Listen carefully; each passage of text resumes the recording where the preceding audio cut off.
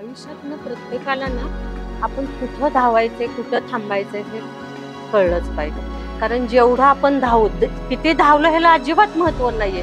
ते धावताना आपण किती अडथळ्यांची शर्यत पार केली आणि ते अडथळे पार करून आपण यशापर्यंत आपल्या गोल पर्यंत किती पोहोचलो हे जास्त महत्वाचं असतं. माझ्या आयुष्यातलं सर्वात मोठं टार्गेट आहे, मला फक्त त्या ठिकाणी पोहोचायचंय.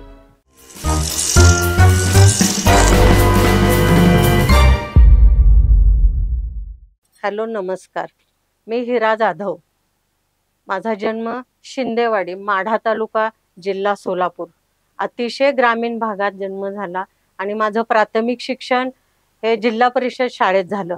अतिशय सधन कुटुंबात व सुशिक्षित कुटुंबात माझा जन्म झाला असला तरी माझी आई अंगठे बहादूर अडाणी, जिला अक्षरांची आणि शब्दांची ओळखही कधी झाली नाही, ती माझी आई सुशिक्षित कुटुंबात आली आणि खरा जीवन प्रवास तिचाही आणि आमचाही तिथेच सुरू झाला. माझ्या वडिलांना सुशिक्षित आणि शिकलेली बायको हवी होती, मग त्यांनी जरा थोडं दुर्लक्षच केलं आईकडे.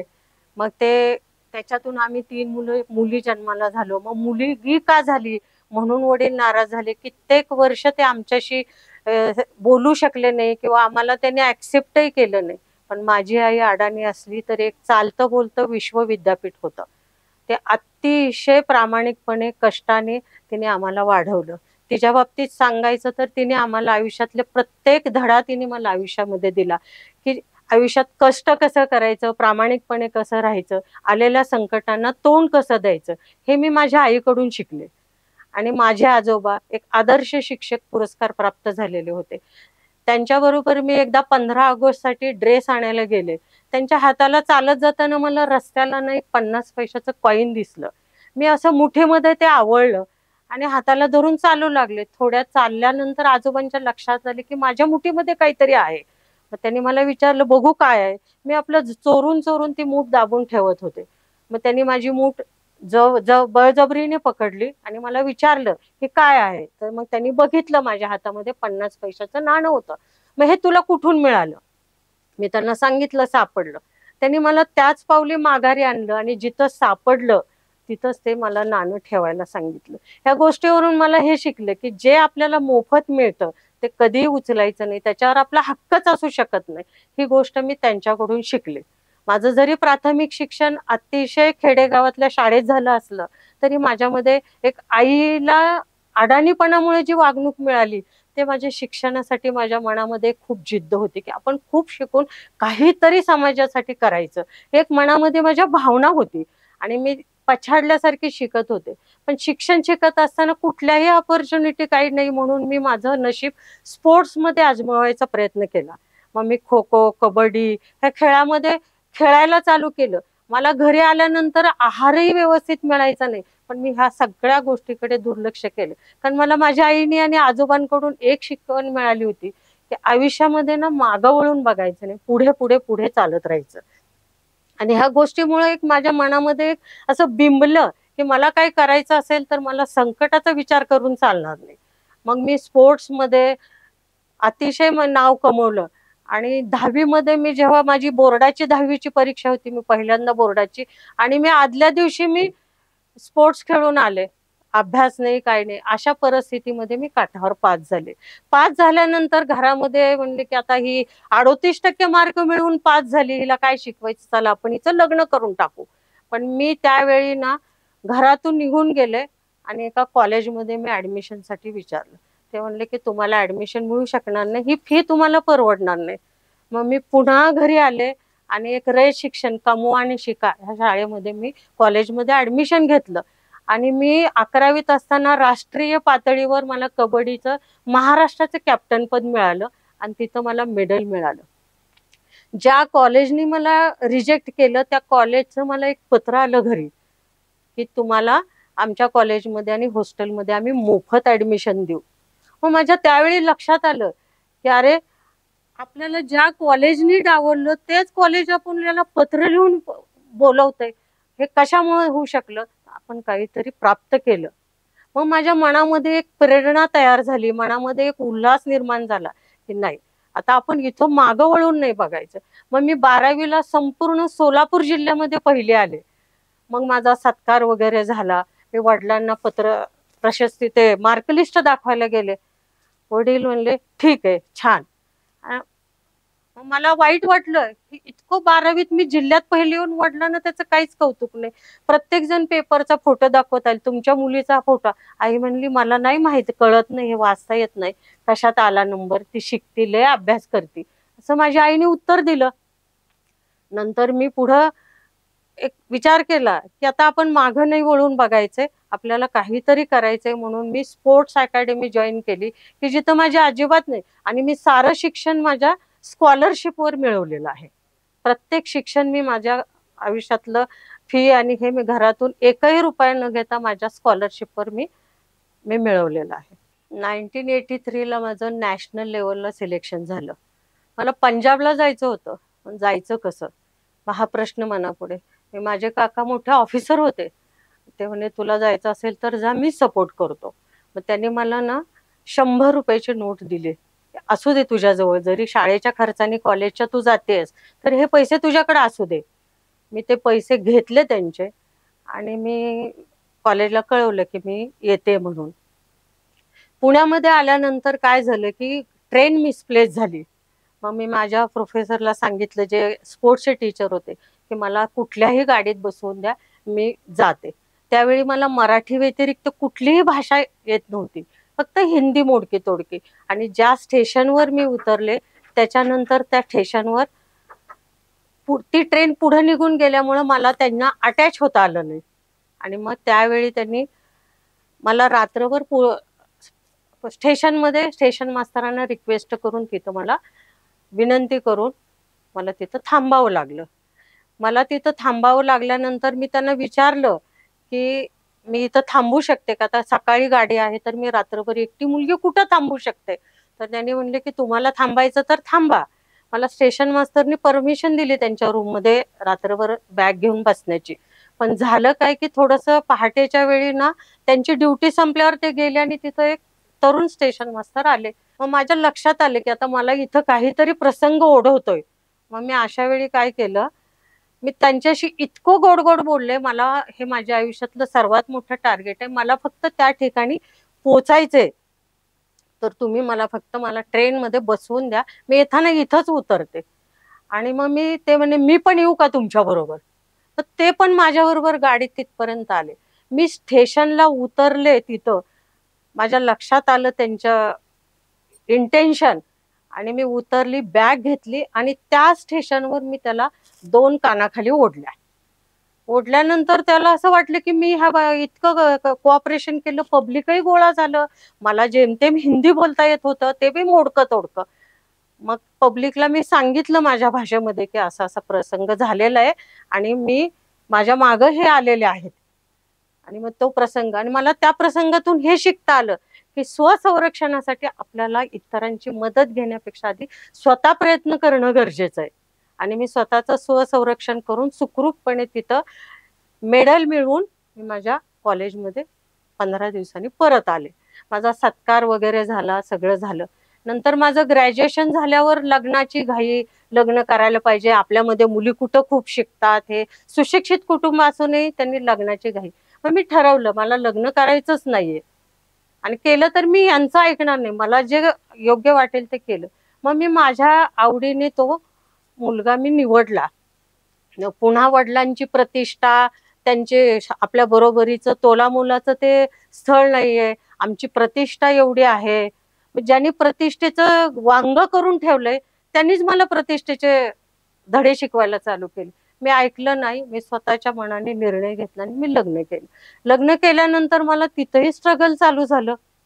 चालू झाल्यावर मला असं वाटलं की आता चला आपण काय करू, आधी लग्न करू आणि मग आपण मुलाबाळांचा विचार करू, आपण नोकरीचा विचार करू. सासूबाई म्हणल्या आमच्या घराण्यामध्ये बायका नोकरी करत नाहीयेत. मग मी तो विचार मनातून काढून टाकला. मग मला मुलं झाली. मुलं झाल्यानंतर मी परीक्षा द्यायला चालू केली. मी LIC मध्ये सिलेक्शन झालं, बँकेमध्ये सिलेक्शन झालं, पोस्ट ऑफिस मध्ये झालं सिलेक्शन, MPSRP महिलांच्या बॅच मध्ये माझं सिलेक्शन झालं. मी विचारलं की मला इन्स्पेक्टरच्या ह्याच्यासाठी जायचंय. एका वेळी मला सायमल्टेनियसली मी सगळ्या परीक्षा पास झाले. पण मला जायचंय, मला पैसे कुठे आहेत? मग मी विचार केला की आता काय करायचं.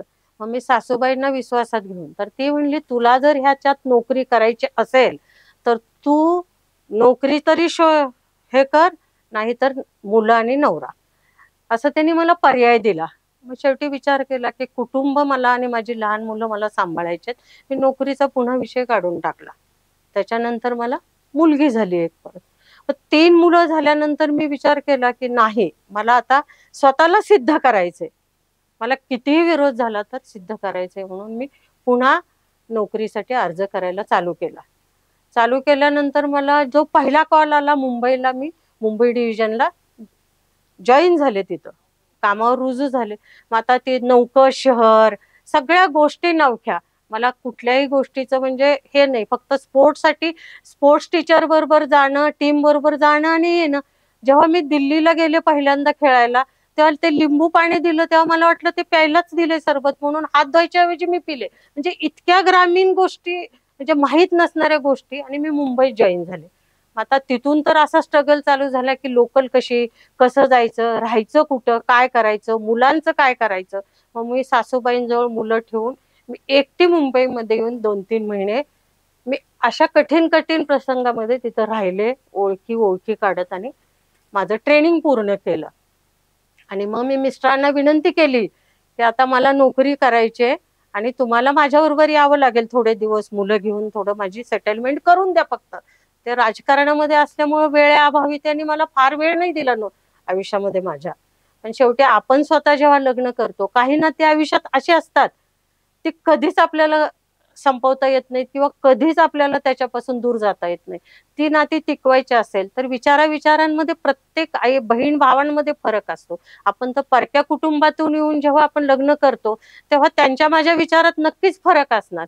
पण विचारात फरक आहे म्हणून आपण ते नातं संकुचित करता कामा नये. कारण आपण त्या नात्याला ना वाव दिला पाहिजे. तुम्ही तुमच्या क्षेत्र जपा, मी माझं क्षेत्र जपते. कधी कधी कित्येकदा मग चूक नसताना माघार घेणं, तर हे चूक आहे म्हणून माघार नव्हती, तर त्या व्यक्तीला एक मनोबल वाढवणं आणि आपल्याविषयीचं एक आकर्षण निर्माण करणं म्हणून 2 पावलं कायम मागं घेत मी माझा संसार अतिशय सुरळीतपणे चालू ठेवला. कधीही वैचारिक आमचे विचार जमले नाहीत, पण मी त्या गोष्टीकडे लक्ष दिलं नाही. कारण कसं आहे की जेव्हा एखादी स्त्री सासरी, माझ्यासारख्या असंख्य महाराष्ट्रातल्या संस्कृतीतल्या स्त्रिया सासरी फक्त आपल्या मुलीला माहेर मिळावं म्हणून आणतात, त्यातली मी एक असेल कदाचित, की माझ्या मुलींना मी माहेर हवंय आणि मला माझे कुटुंब सांभाळायचंय, म्हणून मी कायम माझे 2 पावलं मागं घेत चूक नसतानाही मी माझा संसार करत आले. मग माझ्या मुलांच्या शिक्षणाचा प्रश्न निर्माण झाला की आता त्यांना माझी पुण्यामध्ये मी बदली करून घेतली, की माझ्या लहान लहान मुलांबरोबर थांबणार कोण. मग माझ्या मिस्टर तर मला वेळ देऊ शकत नव्हते, मग मी काय करायचं. मग मी एक छोटी मुलगी, अनाथ मुलगी माझ्या मुलांना सांभाळायला आणली. तिला मी 17 वर्ष मी त्या मुलीला सांभाळलं, माझ्या मुलांना सांभाळण्यासाठी. त्या मुलीचं मी पुढे लग्नही करून दिलं. एकदम अनाथ, तिला कुणी नव्हतं, आई वडील. अशा मुलींनी मलाही सांभाळलं आणि मीही तिला सांभाळलं आणि तिचं मी आयुष्य उभा करून दिलं. माझ्या मुलांना शिकवण्या लावू शकत नव्हते किंवा वेळेअभावी मी ऍडजस्ट करू शकत नव्हते. नोकरी, घर, कुटुंब ह्याच्यामध्ये माझी भयंकर वाताहत होत होती. मग मी काय केलं, अजून 10-12 मुलं गोळा केली आजूबाजूची आणि मी मोफत त्यांचे क्लासेस घेतले. 12वी पर्यंत मी माझ्या मुलांना तर स्वतः शिकवलं, पण मी इतर मुलांनाही मी स्वतः शिक्षण दिलं. का तर त्यांच्यामुळे माझे मुलंही क्लास आहे समजून बसतील 2 तास एका जागेवर आणि शिकतील. मग माझ्या मुलांसाठी मी जे क्लासेस घेतले त्यांच्याबरोबर मी इतरांचे क्लासेस घेतले.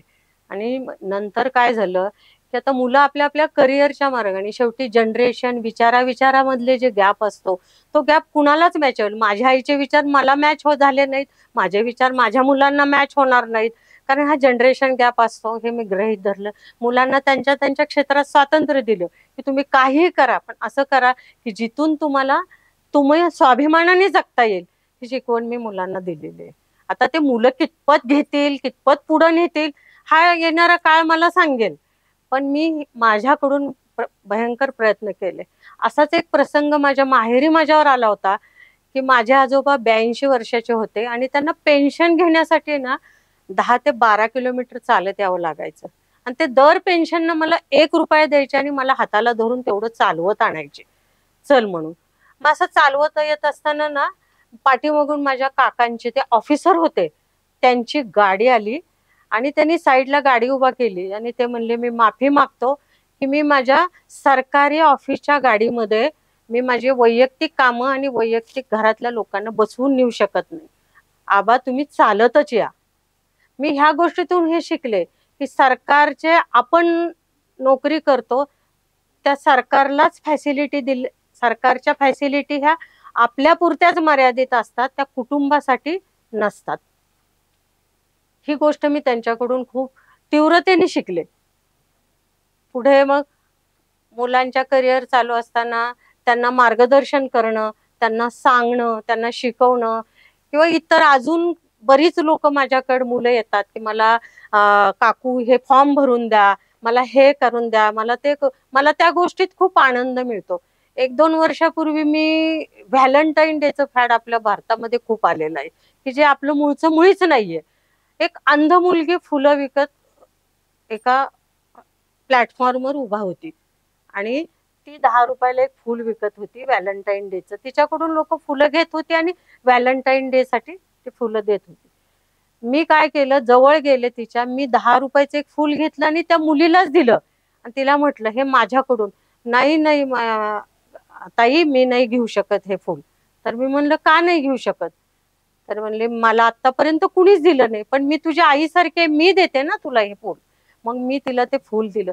तिच्या जो चेहऱ्यावरचा आनंद होता ना, तो आनंद मला खूप काही सांगून गेला आणि मला त्या गोष्टीने खूप आनंद झाला. बरेच मार्ग मी त्याच्यानंतरही बऱ्याच गोष्टीमध्ये, आत्ताच मी माझी एक कविता संग्रह प्रकाशित झालाय, अजून एक पुस्तक माझं प्रकाशनाच्या मार्गावर आहे.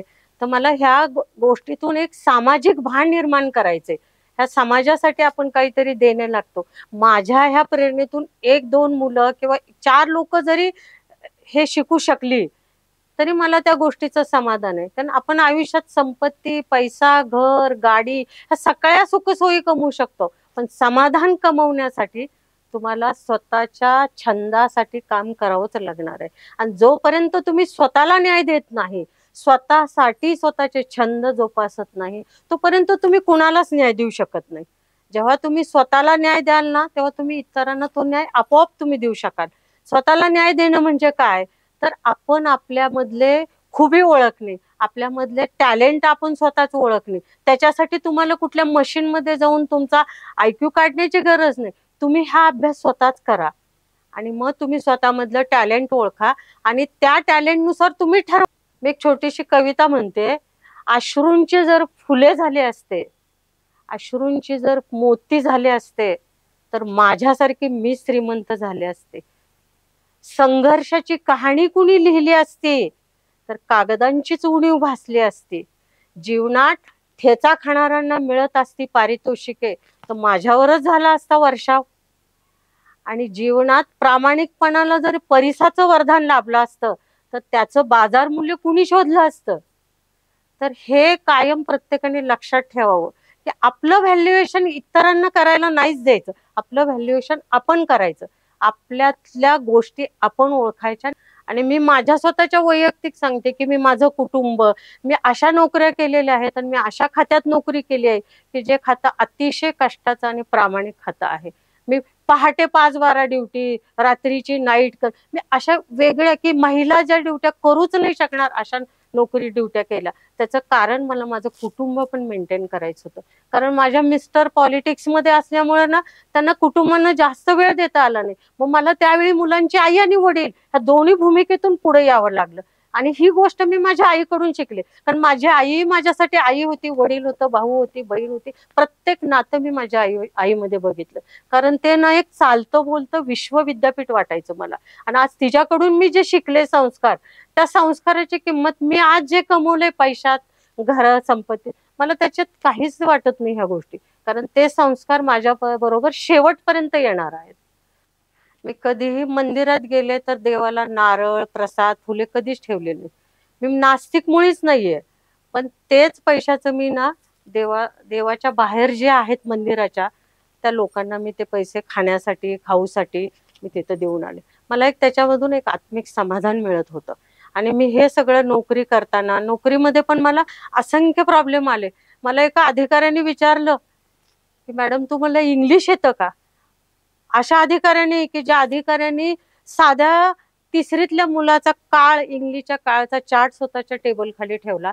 त्या अधिकाऱ्यांनी मला विचारलं तुम्हाला इंग्लिश येते का? जे छोटे छोटे काळ बघून म्हणजे असे काही कठीण प्रसंगही आले. पण मी कुठल्याही कठीण प्रसंगाला, नोकरीला, कुठल्या आमिषालाही मी कधी बळी पडले नाही.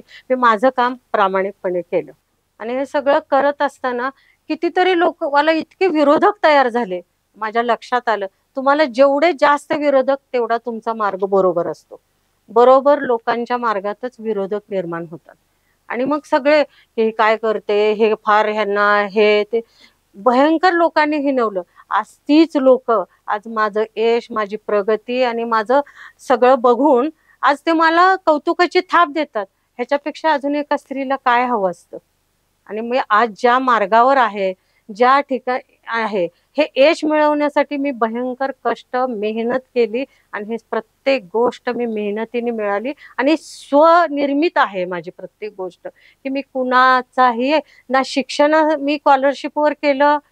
मी माझं मध्यंतरीचं आयुष्यही मी स्वतः नोकरी करूनच आहे आणि आजही मी प्रचंड स्थिर स्थावर झाले आहे. हे फक्त माझ्या स्वकर्तृत्वावर.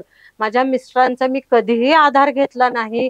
त्यांनी कितीही मला हे केलं, अपोज केला, तर मी माझा मार्ग सोडला नाही.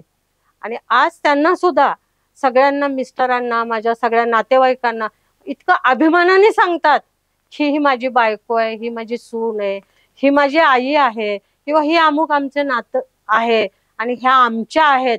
हे अभिमानाने की जे मला बघून रस्ता वाकडे करून बोलायला लागलं तरी मी जरा घाईत आहे अशी बोलणारी लोक तर जवळ येऊन अगदी हात धरून बोलतात.